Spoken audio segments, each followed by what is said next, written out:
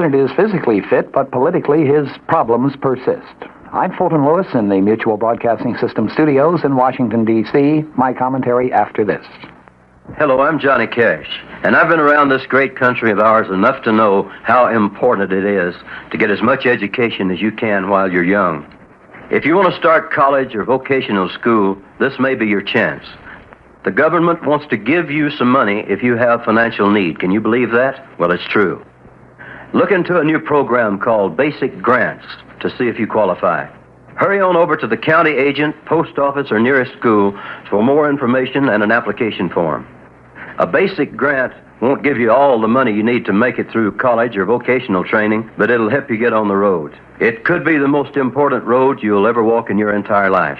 And if you don't feel like walking, just write your name and address on the back of a postcard and mail it to Basic Grants, Post Office Box 84, Washington, D.C., 20044. That's Basic Grants, Post Office Box 84, Washington, D.C., 20044.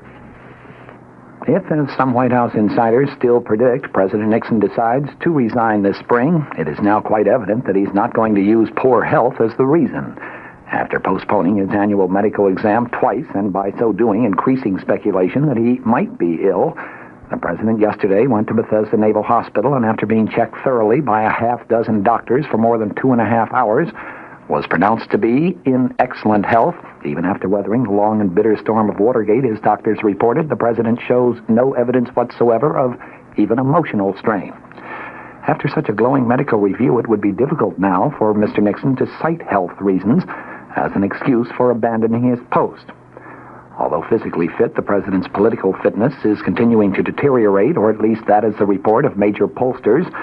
George Gallup's survey shows that only 27% of the American people were happy with Mr. Nixon's performance at last sampling, and that, needless to say, marks an all-time low for any president.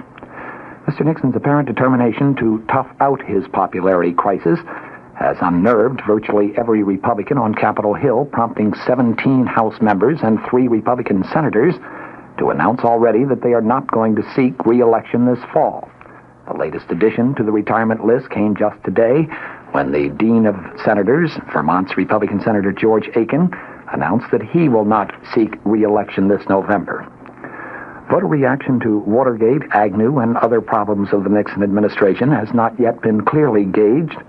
The pollsters say that the Republican Party, though, has been badly injured. It could lose as many as 30 seats in the House of Representatives and perhaps as many 6 Senate seats in this November's elections. Leaders of both the Republican and the Democratic Party, though, have a different assessment of the situation. They view Watergate pretty much as a non-issue this year. They all contend that the voters are going to be considering other matters, particularly the economy. But if that indeed is the case, it would seem to me to give cause for equally serious worries on the part of Republican office seekers. Even the most optimistic economic projections call for an increased unemployment and a general downturn in the economy in the months ahead. By fall, it is true, conditions should be improving, but will things have gotten better fast enough to help the Republicans? Rightly or wrongly, both President Nixon and the Republican Party are going to be tagged with the responsibility for any economic woes the nation might then be suffering. Congressional Republicans from even the safest districts confess openly now that they are worried about the upcoming election. Some feel that their prospects would improve significantly if President Nixon would voluntarily retire, but almost all agree that impeachment of the president would be a disaster for the GOP. From the Mutual Studios in Washington, I'm Fulton Lewis, and that's the top of the news as it looks from here.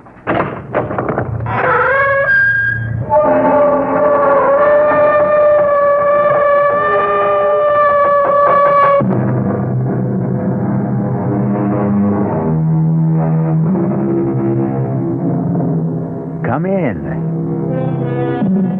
Welcome. I'm E.G. Marshall.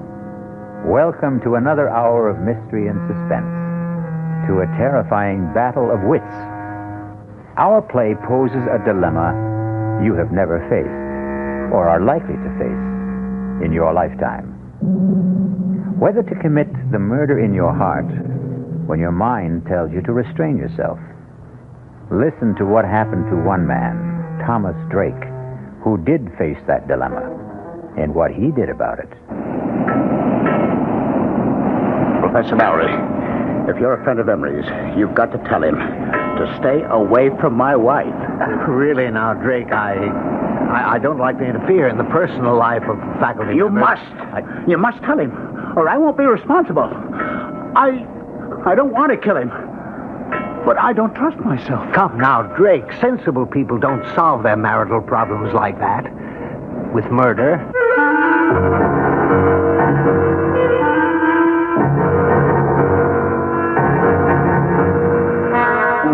Our mystery drama, Under Grave Suspicion, was written especially for the Mystery Theater by Hank Warner and stars Ralph Bell. It is sponsored in part by Anheuser-Busch Incorporated, brewers of Budweiser, and by the Kellogg Company, makers of Kellogg's Special K cereal. I'll be back shortly with Act One. When you feel like having a cold Budweiser, do you automatically reach for a glass? Well, sure, Bud's a great beer any way you drink it. But without a glass, you're really missing something. Now, take that wonderful Budweiser head of foam, for instance. Those bubbles, tiny though they are, still amount to something pretty special at the top of your glass. Taste appeal and eye appeal. Two results of exclusive beechwood aging and natural carbonation. It takes a lot longer to brew Budweiser that way, but brewing beer right does make a difference that you can taste. That's why, when you say Budweiser, you've really said it all. Anheuser-Busch, St. Louis. WOR New York, your Mystery Theater station.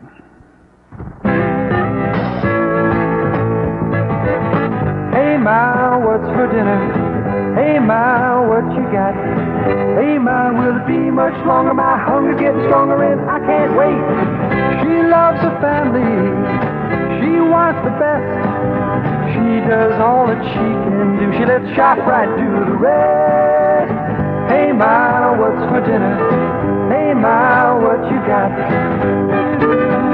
What's for dinner? ShopRite suggests a budget-saving meal with ShopRite skinless beef or dinner franks, just 89 cents a pound, or Hormel canned ham, 3-pound tin, $4.49, and many more main dish ideas at your ShopRite supermarkets. She loves the family. She wants the best. She does all that she can do. She lets ShopRite do the rest. Hey, Ma, what's for dinner? ShopRite has the answer.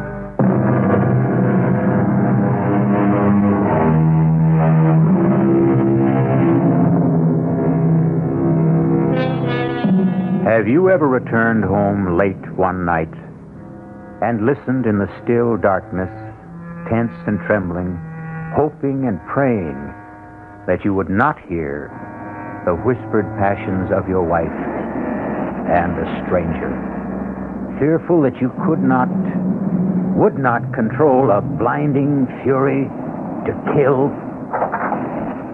That man getting out of the car on that dark dead-end road on the windswept bluff overlooking the desolate Long Island Sound beach, hurrying by cloud-veiled moonlight down the winding footpath through the scrub pines and brush to his isolated cottage, is Thomas Drake. Despondent, depressed. I should have telephoned, given us some warning that I'd be home a night earlier.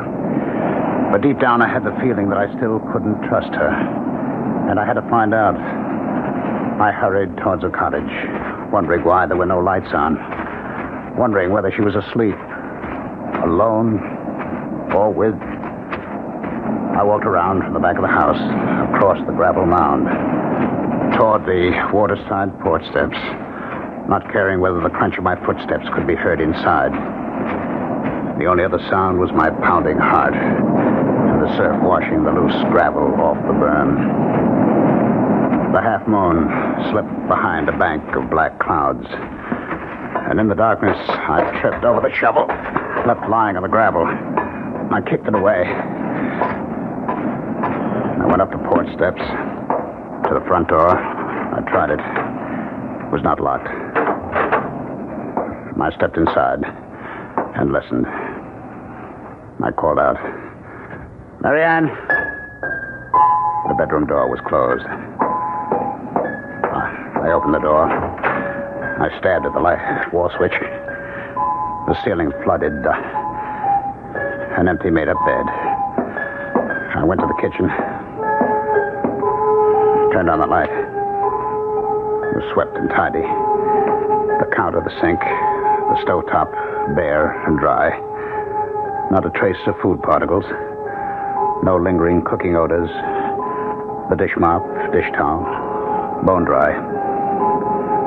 I needed a drink to calm down. I reached for the bottle of bourbon in the kitchen cabinet. Poured myself a stiff one. Wondering where she was. The drink only added fuel to my slow burn. I flushed with waves of anger. I had to get out in the air to think. I put out the house lights, carried the bottle and the glass to the porch, and settled down to wait. The cool onshore wind on my face. The moon playing hide and seek with the dark clouds. The lights of Connecticut blinking across 10 miles of black water. The old field light alternating beams of green and red. It was restful. But as I nursed the bourbon, I couldn't altogether get her out of my mind. My thoughts wandering back in time, wondering if she'd left me or would, once again like the first time, before we were married. And we're living together in my apartment on Manhattan's swinging east side. Two modern, sensible singles willing to give it a try. I had a job then. Good job. I was a vice president with electronics engineering. I got home that night. It was Friday night, about 8 o'clock. And as I let myself in... Yes, dear. I heard her talking on the phone. Come on up, Jack. Oh, ask the doorman to hold a cab. He just got home. Oh, who was that, Jack Harrison? Of course. Who else? You know, I'm getting tired of his hanging around. Why did you tell him to stop calling you? He didn't. I called him. You look so surprised, Thomas. You don't have the time anymore for anything but dear old electronics engineering. You did phone me you wouldn't be home for dinner, so I called him. There's a movie I want to see. That's the third time this week. Oh, I didn't know you were counting, darling.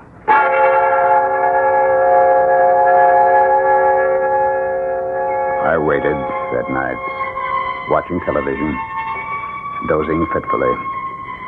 My mind going back to the smiles and looks they had exchanged as they left. I could see them after the movies going to the Purple Camellia, the nightcaps, and the wild rock of the panting cougars. And then senses-stimulated bodies pulsating with savage beats to spend the night with him.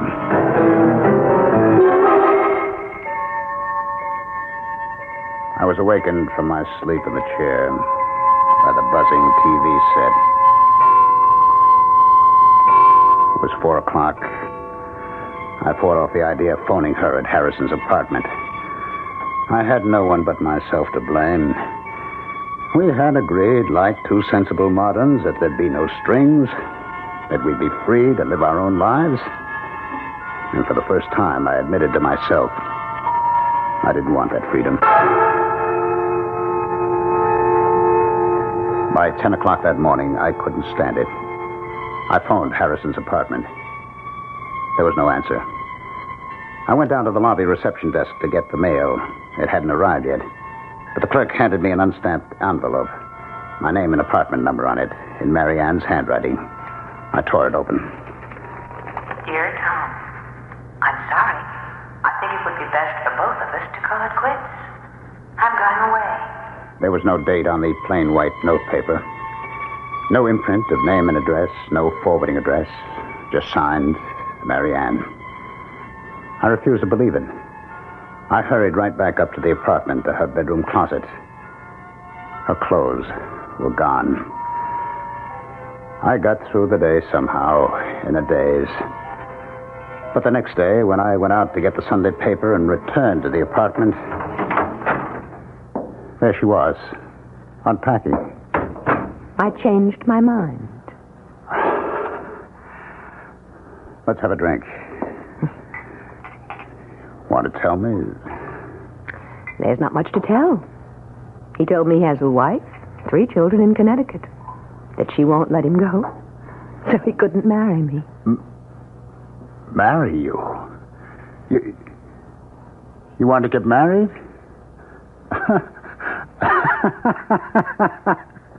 Is that all?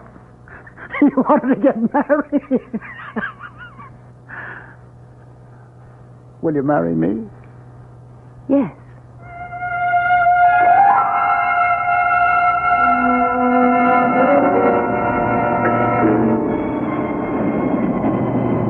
Now, here I am, waiting once again.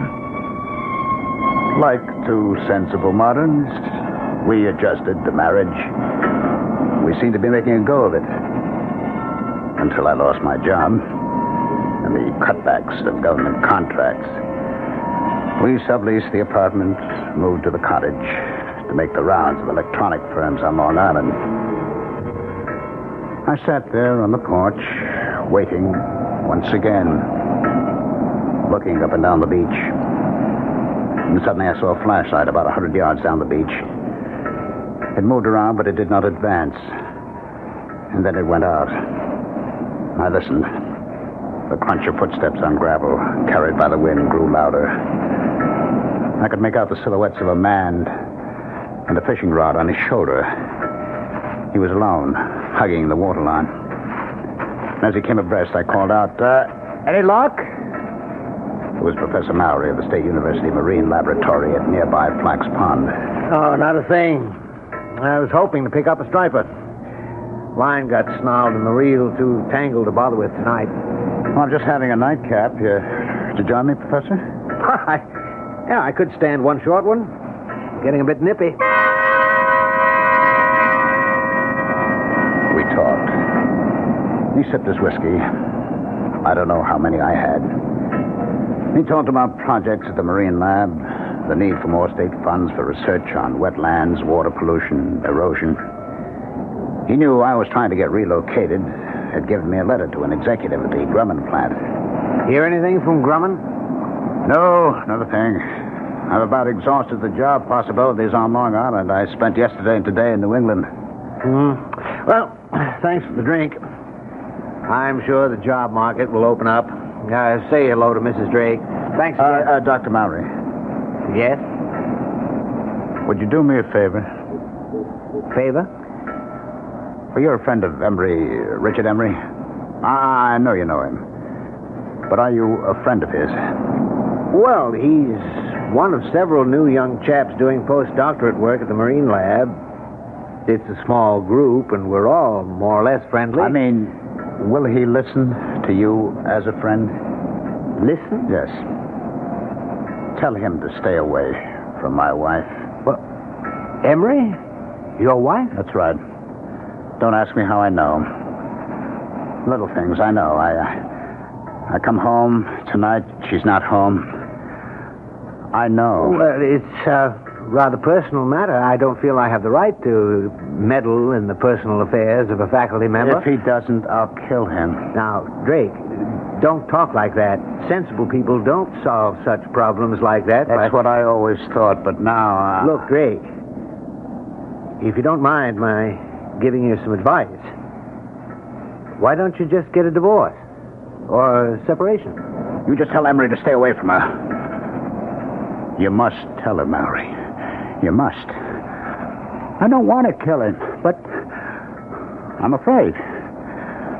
There'll be a breaking point. You tell him, Mowry, tell him. If you don't, you'll share the responsibility. Now, Tom, you're overwrought. You'll feel better in the morning. All right, I'll talk to Emery. Thanks. Good night, Tom.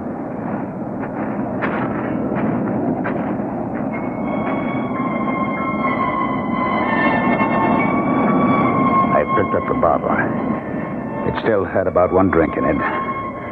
I walked down to the waterline. I swallowed what was left in the bottle, and with swelling anger, I flung it into the waves. I turned back towards the cottage and stopped. I saw a flashlight down the beach. I could make out two persons walking towards me. And then the light was out, and silhouetted against the night sky, two forms embraced as one. And then, carried by the wind rising out of the northeast, I heard the teasing laughter of Marianne.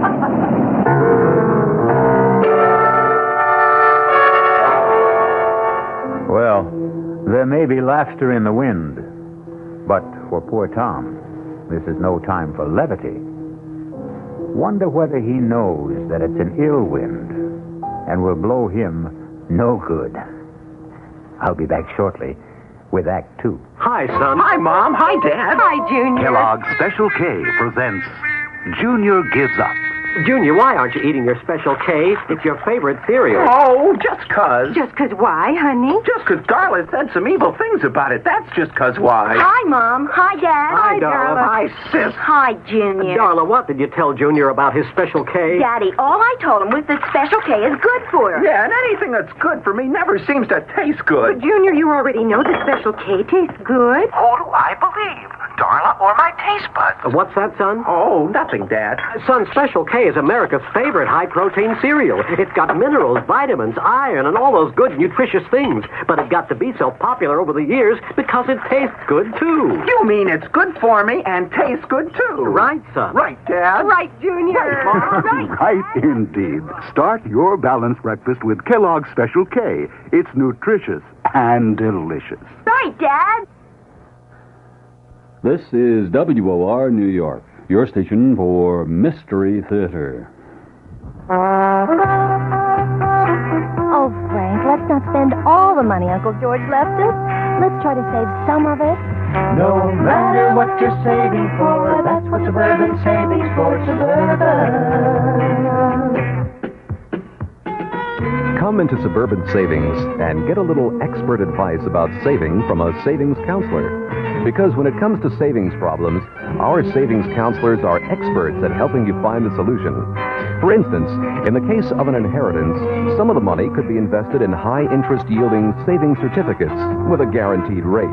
And the rest of the money could be invested in a flexible, high-yielding regular savings account. See a Suburban Savings counselor in New Jersey, at Bayonne, Edgewater, Elmwood Park, Emerson, Hackettstown, Morris Plains, Nutley, Paramus, and Sparta.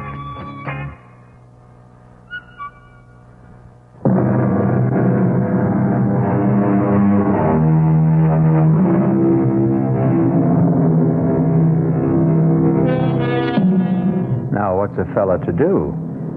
Poor Tom Drake is in the dark and all at sea, wondering where he ought to be or not to be.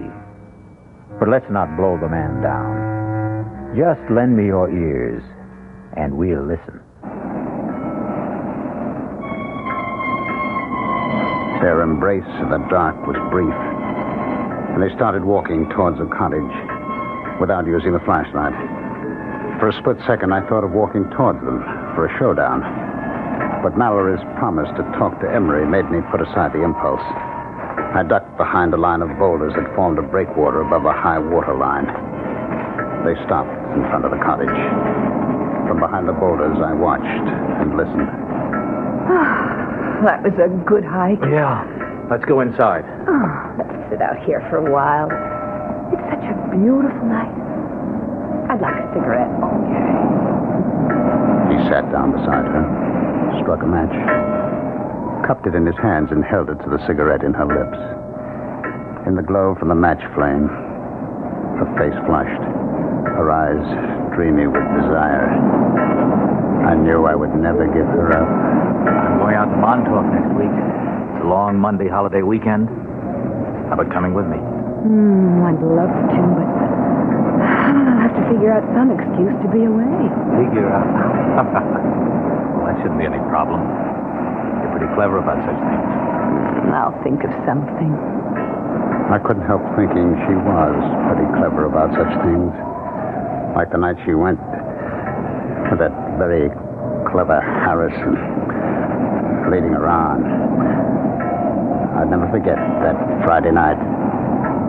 And now, another Friday night. Come on, let's go inside. You said he won't be back tonight. Oh, relax, Richard. You mean to tell me you prefer this cold gravel to a nice, comfortable couch? Come on, Marianne.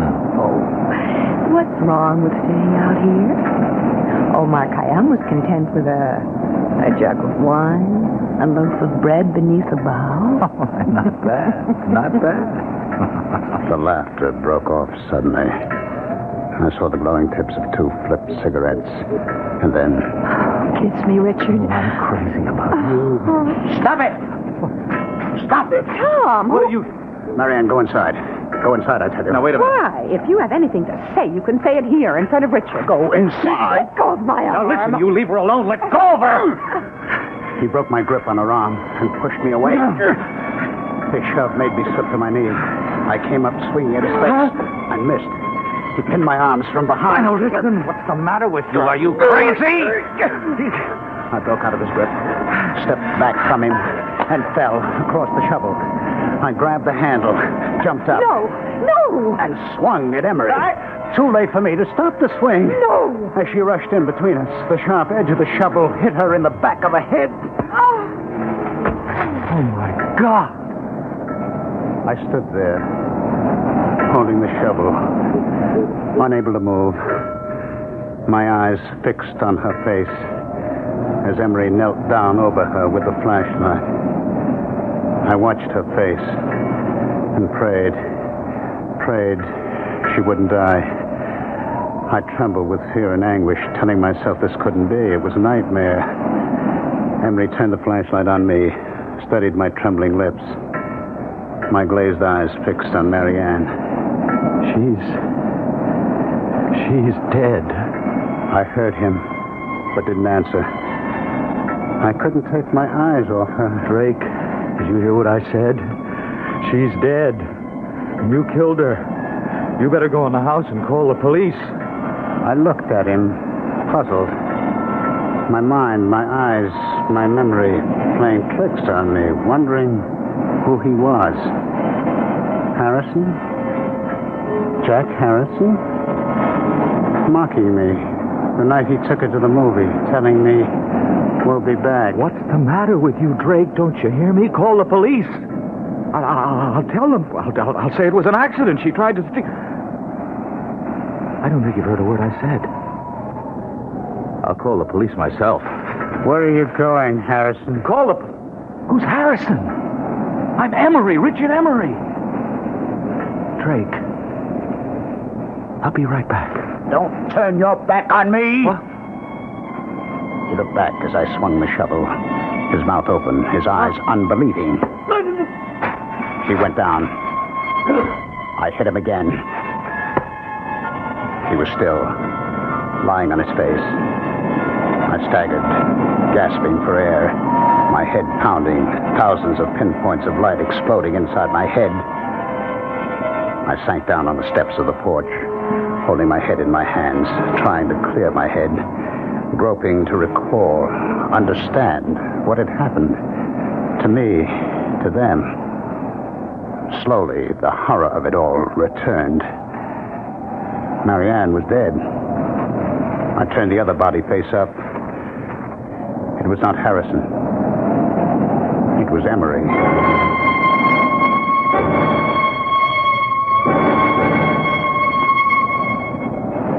I don't know how long I sat there on the porch steps. Finally, I faced it. I decided to try to get rid of the bodies. Bury them temporarily in the gravel berm. I'd have to get a small boat. That rowboat. In the woods just above the flood water line stored by one of these summer residents. I'd row the bodies out to the channel, weight them, drop them overboard on an outgoing tide. The strong current on the bottom of the channel would move them out to the sea. The loose gravel was only about 3 feet deep. it would be deep enough to hide them. I dragged the bodies over, laid them end to end, covered them, building up the gravel mound to the same height of the berm that ran parallel to the water level. I inspected the shovel. The metal glistened clean, no sign of blood or hair. I stood it against the porch rail, went inside. I sprawled out on the bed, exhausted, and fell into a heavy, dreamless sleep.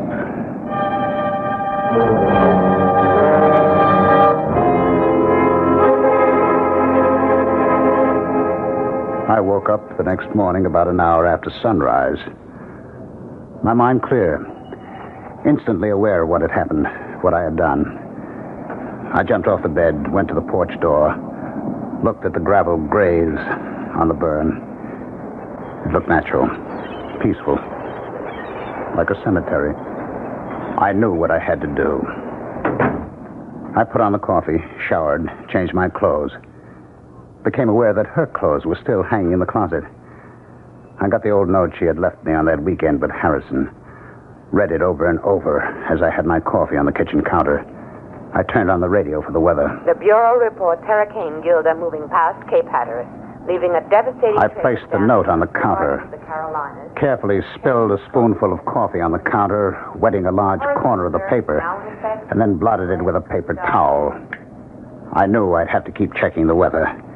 But first, get rid of her clothes. I put them in a large plastic garbage bag. I knew I'd have to stay close to the cottage until I got rid of the bodies. Lay in a supply of food, so I drove to the supermarket. Put the clothes into the collection bin of the Salvation Army on the parking lot. I did my shopping and was back in less than an hour. I went up to where the rowboat was on the bank of trees. It looked all right. Aluminum, light enough to drag. The oars were in it, in burlap fish bags, strong enough to hold the rocks I'd use for weights. I'd have to wait until dark to move the bodies. In the meantime, I could move the boat. It was a couple of 100 yards. I placed the boat on top of the grave. By nightfall, the Coast Guard was sending out small craft warnings, and all through the night, I was glued to the radio for weather checks, feeling trapped, helpless to do what I had planned. I finally fell asleep on the couch.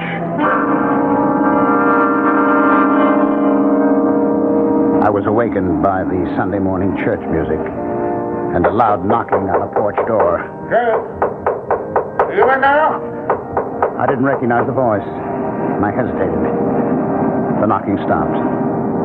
I heard him walk down the porch steps. I put on my shoes, went to the door. He was sitting on the edge of the transom of the boat, his back to me, smoking a cigarette, fishing pole across his knees. It was Mallory. He turned. Didn't wake you, did I?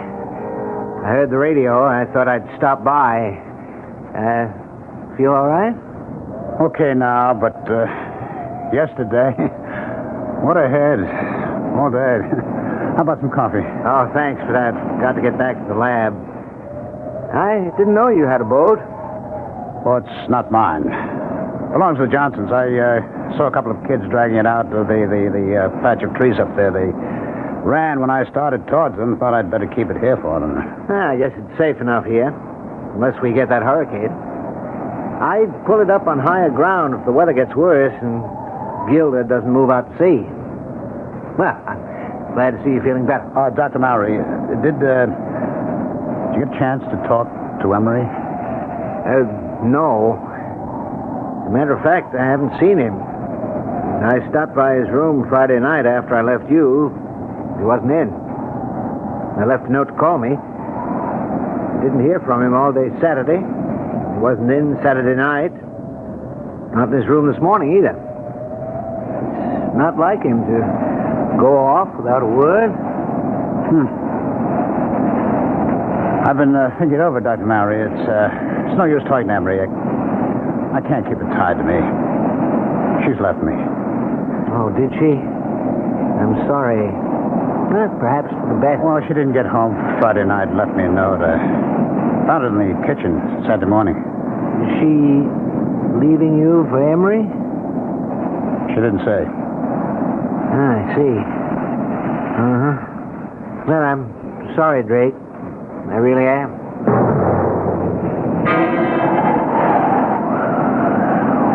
Sunday night, I was still trapped by the weather. It got worse through the night. But the weather report said there still was a 50-50 chance that the hurricane would bypass Long Island.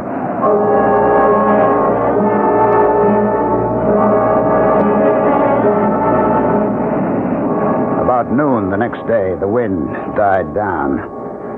I stood there by the rowboat, wondering whether I should take the chance in broad daylight. Long Island Sound was still, calm as a lake. I heard a helicopter coming across Crane Neck. Routine patrol of the shore. I could read Suffolk Police. And then Dr. Mallory coming down the beach towards me. I stood there waiting for him. Well, I'm glad I found you home, Drake. I've just been answering more job ads. Yeah, have you heard from Mrs. Drake? A letter, perhaps a phone call? Why, no, I haven't. Well, I'm getting really concerned about Emory. No one at the lab has seen him or heard from him for 3 days. This morning, I looked through his room. His clothes, his suitcases were there. But I can't understand. I was hoping if you'd heard from Mrs. Drake and knew where she was, I'd ask her if she had any idea about where Emory might be. Well, I do have her mother's phone number in Ohio and her sister's in Connecticut. If you don't mind. Do you want to call from here? Thanks, but I'm on my way to the village hall to see Police Chief Raymond. I stood there watching him make his way along the beach to the village hall at the old field lighthouse, wondering just what he'd tell Chief Raymond. Well, you know what they say. The path of gory murder leads but to the grave. What do you suppose will happen to Tom Drake? Will he be like that comedian who murdered people with stolen jokes and was hanged by his wit's end? I'll be back shortly with Act 3. Our name is Dodge, we offer more of the kind of compacts you've been looking for. At your Dodge Boys dealer showroom, there's a dozen ways to go. For economy and value, the Dart Dozen steals the show. It's the Dart Dozen from the Dodge Boys. 12 small cars right on target, like sensible Dart Sport. A recent Popular Science magazine edition report, the Dart Sport 6-cylinder goes further on a gallon of gas than Nova, yet it's sticker priced less than Volkswagen's most popular model. Dart Sport, one of the Dart Dozen at the Dodge Boys. Come on, get smart. Just pick up a dart. That's all you gotta do. The Dodge Boys Great Dart Dozen, right on target for today. See the sensible Dart Sport. It's another one of the Dart Dozen at Paramus Dodge, Route 4 at Forest Avenue, Paramus, New Jersey. Hello, I'm Sherry Henry, and 22 hours of the greatest entertainment in the history of radio will begin Saturday evening, February 16th at 8 o'clock on this station. Over 100 stars of movies, television, and radio will be joining National Chairwoman Shirley Jones from Hollywood and New York for a 24-hour nationwide radiothon for the benefit of the Leukemia Society of America Vital Research Programs. It's going to be an exciting broadcast. Don't miss it. Starting Saturday evening right through Sunday, February 16th and 17th, right here on WOR Radio. WOR Radio is your New York station for the National Leukemia Radiothon, starting this Saturday night at 8 o'clock. And this is WOR New York, your station for Mystery Theater.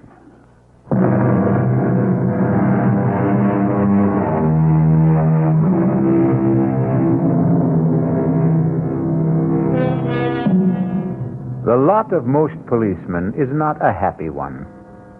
Wonder how Police Chief Raymond will receive Professor Mallory. Will he use the right bait and make a haul? or lose hook, line, and sinker. Let's follow our troubled professor and find out. What's this all about? Emma said to tell me it was urgent. Well, I mean, it's not a matter of life or death, is it? I hope not. Ooh, well, you sound like you're not so sure. I'm not, but I am getting worried. Somebody been stealing typewriters and lab equipment again? No, Chief. Well, this may sound odd, but a member of the lab faculty seems to be missing. Oh? That's so. What do you mean, missing? No one's seen him since Friday afternoon. Well, this is only Monday. Yes, but he was not in his room Friday night, Saturday night, Sunday night. He didn't show up in the lab today. Well, what about his weekends? Did he have them free? Oh, sometimes, when scheduled. He was not scheduled to be off this weekend. Uh-huh. The chap he rooms with, Garrison, says he saw Emery Friday noon. Well, Garrison was off this past weekend. He got back Sunday night. I saw Garrison this morning. He wasn't surprised or upset over the fact that Emery hadn't spent the night in his room. Mm-hmm. It wasn't the first time. Do you know that cottage the Drakes rented? Yes, I do. It belongs to Howard. Is that the one? What about it? Well, last Friday night, I was out casting along the beach. On my way back to the lab, Drake invited me to stop for a nightcap on the porch. He'd already had quite a few. I had one drink with him, and he asked me, was I a friend of Emery's? And he asked me, the way he put it, would I do him a favor? Mm-hmm. Go on. What he wanted me to do was for me to tell Emery to stay away from his wife. Now, did he explain that? Did he mean Emery was annoying his wife, or did he mean they were having an affair? Well, my first impression was that it was more or less a dalliance. Well, that's kind of par for the course in this university town, you know. Yes, perhaps, but I told him I'd prefer not to get involved in personal affairs of faculty members. And what'd he say? He said if Emery didn't stay away, he'd kill him. His exact words. Uh-huh. Of course, he was very drunk when he said it. I told Drake to calm him down that I'd talked to Emery. Yes, I see. Well, now, what about Mrs. Drake? Was there anything said to indicate whether she was inside the cottage while Drake was blowing his top this way to you? No. There were no lights on inside. Matter of fact, Drake made it clear that she was not home. He implied, without mentioning Emery by name, that she was out somewhere with him. Well, in that case, she could have some idea about where he might be, That occurred to me. I went back there yesterday morning with that in mind. And did she? She wasn't there. Drake told me she'd left him. He said she didn't come home at all Friday night. He said he found a note from her in the kitchen Saturday morning. Well, that's quite a coincidence, to say the least. Did the note say she'd gone away with Emery? Well, Drake didn't show me the note, but as much as said there was no mention of Emery. Have you been to the cottage since yesterday? I stopped there on my way here. Drake says he hasn't heard a word from her. No mail, no phone call. But I asked him, would she perhaps have gone to her parents' home, to a relative? And he gave me these phone numbers. Oh, yes, let me see that. Ohio and Connecticut. You think we ought to call them? No. I'll drop in on Drake. I'd rather he made the call. You see, if we can't locate Mrs. Drake and you don't hear from Emery, that leaves us with two missing persons. We'll put out an all-points teletype alarm, full descriptions and photos. I'll keep you posted, Mallory.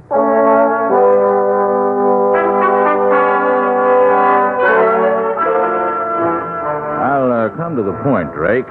Mallory, Professor Mallory up at the Marine Lab, came to see me.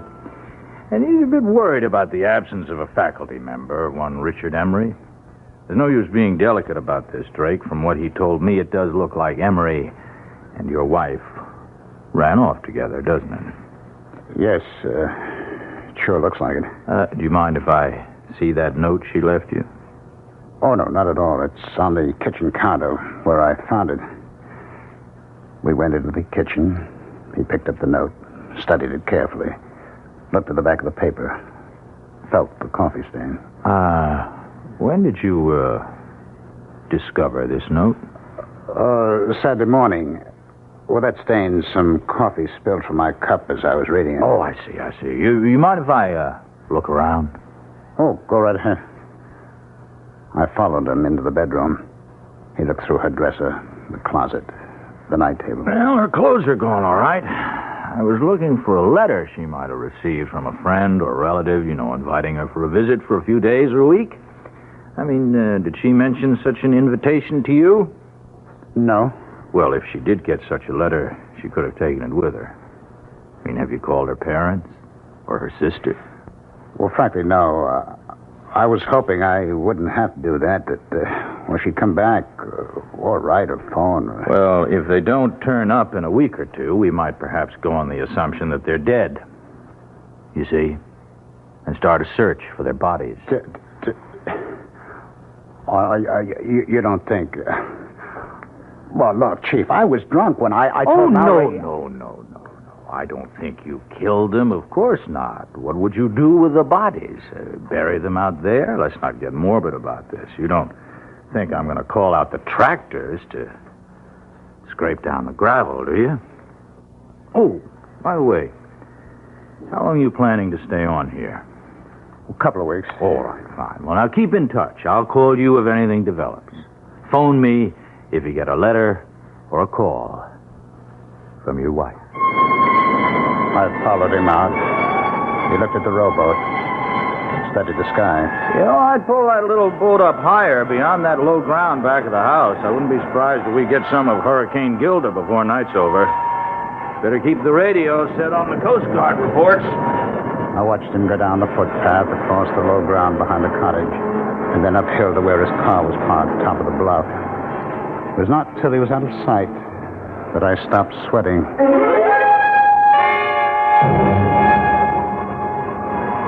It stayed calm, windless, an oppressive silence hanging over the water and the land. The sky was sunless, gray, not a cloud in sight. I'd heard of the calm before the storm, but I'd never seen it. I filled the kerosene lanterns, got candles ready. Gale warning, Cape May to Block Island. High tide 3 to 4 feet above normal with flooding along lowlands. By late afternoon, all up and down the sound, white caps galloped shoreward from as far as the eye could see. Treetops swayed and twisted in the whistling wind. The waves crashed higher on the shore. It started to rain hard. Windswept sheets of water lashed the roof and the shingled siding. The lights went off. I lit the lanterns and candles. Wind 50 to 60 knots. Residents alerted to evacuate low-lying shore areas. The door banged open, and the wind picked up the rowboat, sent it rolling side over side across the low ground behind the house. I stood with a lantern on the gravel berm, watching the waves inching closer, lapping the foot of the gravel mound, loosening gravel in the backwash. And then I heard the phone ringing. I went to it, picked it up, still watching through the open door, the waves breaking over the gravel. Hello? Hello, Drake. This is Police Chief Raymond. What the hell are you still doing out there? Didn't you hear the evacuation alert? Oh, the phone fell out of my hand. I saw waves crashing over the grave and ran out. Now, Drake, you listen to me carefully. There's been a breach in the shore about a quarter mile down the beach. Get the hell out of there. You'll be cut off. You hear me? Be there. Hello? Hello? I wasn't that idiot. Well, better get going with the motorboat.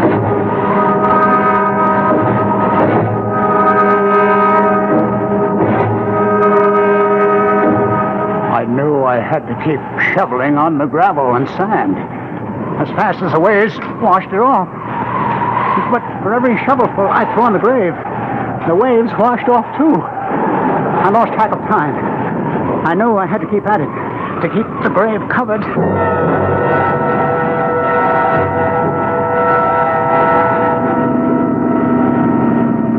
Heading close to the house, Mallory. Yeah. Ray! Ray! All right, let's go ashore. Nose it into the bank. All right, you better bring your flag. All right.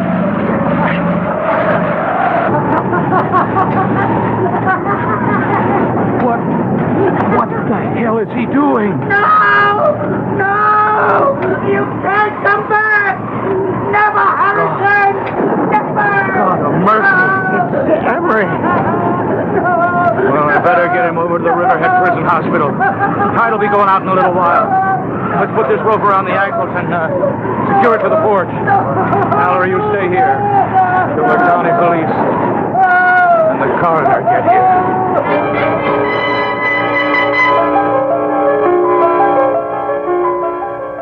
Chief, I'm at the morgue at Riverhead. Dr. Henderson of the police lab gave me an envelope to get to you. He said you wanted an analysis report in a hurry. That's right. What's it say? Read it to me. It says, the coffee stain is less than a week old. The ink is at least a year old. Well, thanks, Mallory. By the way, do me a favor, will you? Leave a note to Highway Superintendent Murphy in the state office building. And tell him I said, I won't be needing those tractors.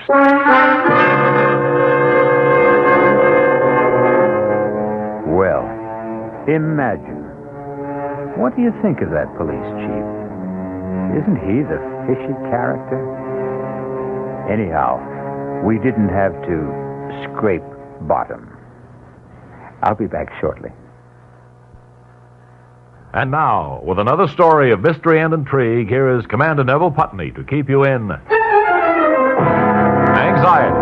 What's this story about, Commander? Well, it concerns a middle-aged business executive named Fremont Witherton, who, after spending his entire career with the same firm, returned home one evening with his dreams suddenly shattered.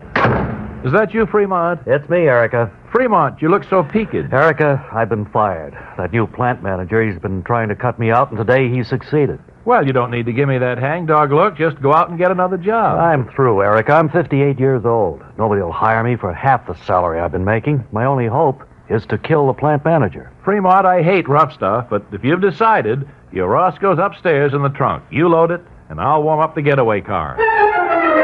Hey, young man, how about that for a story? Well, that was a dilly, Commander, but you just can't leave us this way. How did it all come out? Time's up for now, but tune in, Bob and Ray, on WOR 3:15 to 7, and maybe you'll find out. This is WOR New York, your Mystery Theater station.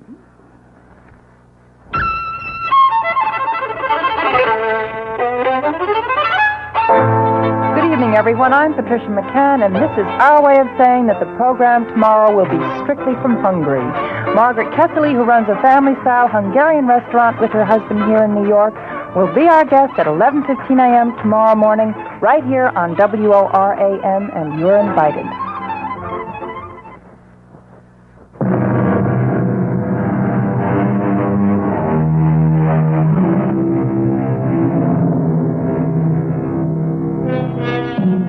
Still in a dilemma? We hope you never have to face it. We can offer some advice, though. When you are uptight about any matter, nothing like settling down at your radio and letting the cares of the day slip away as your mind and ears carry you off on a relaxing journey of mystery adventure. Our cast included Ralph Bell, Patricia Wheel, Robert Dryden, and William Redfield. The entire production was under the direction of Hyman Brown. Now, a preview of our next tale. Are you all right, Jerry? Yeah. I'm all right. But I saw him. Who? Oh, a guy I was in the Army with. The two of you. Were you close? He was my buddy. Well, when was the last time you saw him in person? The night he was killed. Have you ever seen him again? Like you thought you did just now? No, this is the first time. Well, maybe you need a rest, Jerry. Hattie, why now? Why tonight after all these years? Well, you say you saw him last the night he died in battle. Well, the sight of him dead must have stayed with you always. But that's not how I just saw him, Patty. He wasn't in uniform. He was in civilian clothes. You might have pictured him as he looked at a happier time. I never saw him in civilian clothes. This is E.G. Marshall inviting you to return to our Mystery Theater for another adventure in the macabre. Until next time, pleasant dreams.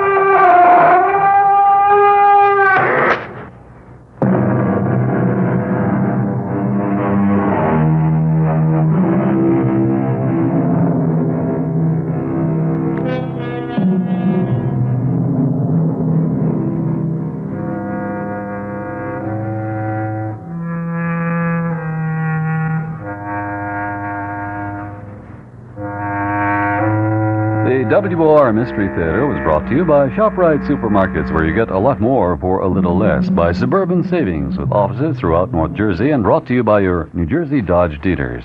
The preceding Mystery Theater program was furnished by the CBS Radio Network. I'm Shirley Jones, National Chairwoman of the 1974 Leukemia Radiothon. We're preparing the greatest entertainment in the history of radio, a live show from Hollywood and New York. Stars of movies, television, and radio will join in this nationwide radiothon, all for the benefit of the Leukemia Society of America research programs. You see, leukemia takes the lives of more children than any other disease known to man. At present, there is no cure.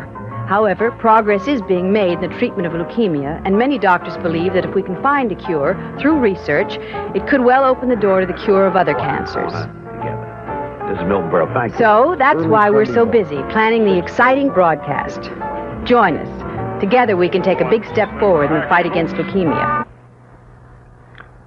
WOR Radio is your New York station for the National Leukemia Radiothon, starting this Saturday night at 8 o'clock. This is Mary Helen McPhillips. I hope you'll join me tomorrow morning at 10:15 on the Martha Dean program. That's when I'll be talking with Robert Belknap. He's a professor of Russian language and literature at Columbia University. He'll have some very interesting things to say about the arrest and exile of the Russian Nobel Prize winner, Alexander Solzhenitsyn. Tomorrow morning at 10:15. This is WOR New York, an RKO General station. Your station for news as it happens. Your dial is set for news, a complete 15-minute roundup, with John Scott reporting from the 710 newsroom. The time exactly 8 p.m.